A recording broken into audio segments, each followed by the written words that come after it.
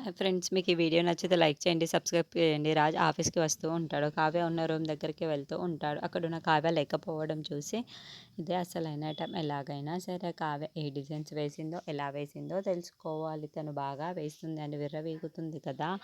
ఆ డిజైన్స్ ఎలాగైనా సరే నేను దొంగలించాలి అని చెప్పేసి అనుకుంటూ ఉంటాడు. ఇది నిజంగానే దొంగతనమే కాదు. నేను తనని పెళ్లి చేసుకొని మహారాణిలా చూసుకున్నాను. దీన్ని ఎవరైనా దొంగతనం అంటారా? నాకు రుణపడి ఉంది ఆల్రెడీ. అందుకే నేను ఇది చేయక తప్పట్లేదు అని చెప్పేసి ఎలాగోలా తీర్చుకోవాలి కదా! ఈ రకంగా తీర్చుకుంటుంది కావ్య అని చెప్పేసి అంటూ ఉంటాడు. కావ్య క్యాబిన్‌లోనికి వెళ్ళి అక్కడున్న పేపర్స్ అందరినీ చెక్ చేస్తూ ఉంటాడు. అక్కడున్న కావ్య వాళ్ళ పిఏతో నేను మర్చిపోయాను. నేను వెళ్ళి తీసుకొని వస్తాను. నువ్వు ఇక్కడే ఉండు అని చెప్పేసి అంటూ ఉంటుంది.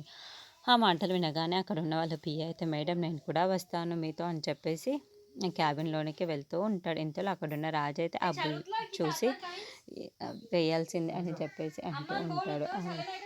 అవి రావడం చూసి రాజు చాలా కంగారు పడిపోతూ ఉంటాడు. అయ్యయ్యో! వచ్చేస్తుందే, ఇది ఇప్పుడు నేను ఎక్కడికి వెళ్ళిపోవాలి అని చెప్పేసి అక్కడున్న డెస్క్‌లోకి దాక్కుంటూ ఉంటాడు. ఇంతలో అక్కడున్న కావ్య అయితే ఇక్కడే మర్చిపోయాను అని అనుకుంటూ ఉంటుంది. తన డిజైన్స్ బయట ఉండడం చూసి, ఏంటి నా డిజైన్స్ అన్నీ నేను లోపల పెట్టాను కదా! అవి బయటకి ఎలా వచ్చాయి?